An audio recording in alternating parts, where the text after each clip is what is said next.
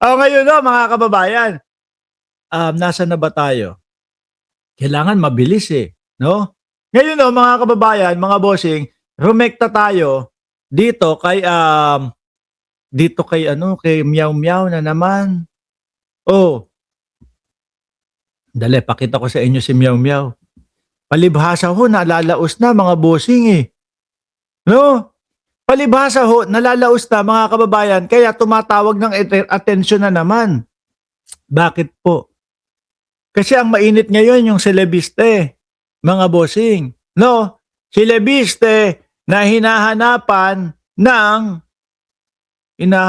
kung nasaan daw yung 98% na dapat ipaparating sa mamamayang Pilipino. 2% lang daw ho yung kanilang nagagampanan doon sa solar-solar niya. Ngayon, mga bossing, dito may pakalat. Na hindi na napapansin pati ng mga DDS etong si ano apelyido ba nito na biruin niyo nakakalimutan ko na din si Kiko Barsaga aka Boy Meow Meow. Bakit ho hindi na napapansin? Ang huling napansin ho ito mga kababayan, yung nagpatawag ng rally-rally niya Biruin mo ba naman papatawag ng rally? Siyempre kapag ang expect po ng mga yan, pag may rally tayo umpisa pa lang umaga, alas 10 ng umaga. Yung kanya rally alas 11 ng gabi. Dahil nga po nag-aantay ng pupunta o dadating. So ngayon, napalso, hindi na ho pinansin ng mga DDS. No? Bago na po ang kanilang superhero ngayon, mga kababayan. Walang iba kundi si Leviste. So ngayon na nag-iingay dahil dahil nga mukhang babalikan ng gobyerno dahil po doon sa kanyang solar-solar. Biruin nyo, laking pera nun. Sabi dito ni Meow Meow, hindi ako pipirma sa impeachment complaint laban kay BP Sara Duterte. At tinatanong ba namin kung pipirma ka o hindi? Sa umpisa pa lang, alam na ho natin mga kababayan kung pipirma o hindi si Meow Meow. Alam na ho natin. Pero anong pinagmamalaki niya doon? Sa simulat sa pool pa lang ho, mga kababayan, wala naman pong nagbago doon sa reklamo sa Vice-Presidente. No? Parehas naman po ang reklamo doon sa Vice-Presidente. Nasaan yung confidential funds na yung pagbabanta sa buhay ng Pangulo, asawa ng Pangulo, at ni Martin Romualdez na pinsan ng Pangulo na dating House Speaker, at yung bribery doon sa DepEd, at idadagdag mo pa yung Madriaga. So ngayon, dahil parehas lang ho yan, mga kababayan, at nakikita naman po natin na yung mga congressman, ganun pa din po ang katanungan. So ano ending yan? Ibig sabihin, lalagpas pa din ho sa 1/3 yung magiging, yung mga pipirma sa impeachment ng Vice-Presidente. Iilan lang naman po sila. Di ba? Iilan lang naman ho sila mga kababayan. Ilan? 30 peraso na lang na mga congressman. Ang tanong muna, bago tayo dumako doon sa impeachment, kasi Pebrero na ho yan, no? Ano ba ngayon? January 11 diyan sa Pilipinas, 2026. Wala pa. Ano pa din ito? Hindi pa din nakakabalik bilang congressman kasi nga may inihihirit yung mga kapwa niya mga kongresista na kailangan daw ipacheck muna ang ulo nitong itong batang kongresista na si Kiko Barsaga. Paano yun?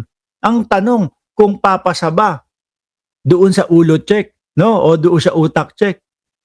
Kung may problema sa pag-uutak ko. Di ba? Yun muna ang tanong. Bagamat sang-ayon ako na dapat imbestigahan ang paggamit ng confidential funds. Sang-ayon ka naman pala. Ang paggastos ni Pangulong Marcos bilyon-bilyon pondo ng bayan upang suhulan ang Kongreso para bumoto pabor sa impeachment ni BP Sara ay mas malaking krimen kaysa sa anumang ibinibintang laban kay BP Sara. Tanong na naman ho natin sa kanila. Ano ang patunay? Ano ang ebidensya? Ano ang sasandalan nila dyan? Na totoo yung sinasabi nitong si Kiko Barsaga na ang Pangulong Bongbong Marcos ay nagpapamudmod ng pera para ma-impeach si Vice Presidente. Wala na naman. Dadalihin na naman ho nila tayo, mga bossing, doon sa lagi nilang sinasabing based on what we heard. Based on what we've heard, 150 million kada congressman ang makukuha pag pumirma o lumagda doon sa impeachment ni Sara Duterte. Ganon yung mga datingan ho ng mga DDS Narinig ko, base doon sa ganito, wala pong matibay na ebidensya. Di ba? O, paano mapapa-impeach yan? At paano nyo gagamitin yan? Di ba, J. Timblique? Miyaw-miyaw ulit. Walang basihan. Ganyan ang style nila. Tapos meron sinasabi, meron daw hong magpapa-impeach kay Pangulong Bongbong Marcos. Paano nyo i-impeach? Kung eto nga, kay Vice Presidente, napakadami, sandamakmak, yung mga resibo na hindi maipaliwanag, na tipo bang may mga pangalang, ano pangalan nun? Mary Grace Piatos. Lahat yan. At mismo ho, mga kababayan, yun pong Office of the Vice President, yung mga staff doon, mismo sinasabi, sino? La Chica, Colonel La Chica, pumipick up ng pera, ng confidential funds, etc. Tumutugma at umuugnay ho yan doon sa sinasabi at binibisto ni Madriaga. Di ba? Tapos yung mga pondo pa, yun pa, idagdag mo pa yun. Pondo ng eleksyon, kampanya ni Vice Presidente, galing daw sa Pogo at galing daw po sa mga Lord ng mga ipinagbabawal na gamot. Yaan ang dahilan kung bakit po ipinapa-impeach ang Vice Presidente. At uulitin ko, wala pong nagtatanong kay Kiko Barsaga kung pipirma siya, lalagda siya sa impeachment ni Vice Presidente. Dahil ang tanong sa kanya, kung makakabalik ba siya doon sa Kongreso. Kung hindi, sorry. Pasensyahan. Allows. Diba? Hindi kinakailangan ang kanyang opinion, hindi kinakailangan yung kanyang pagsasabi na, ako po ay hindi boboto, hindi pipirma doon sa impeachment ng Vice Presidente. Effect. Nagpapapansin lang ulit. Kasi hindi na ho napapansin.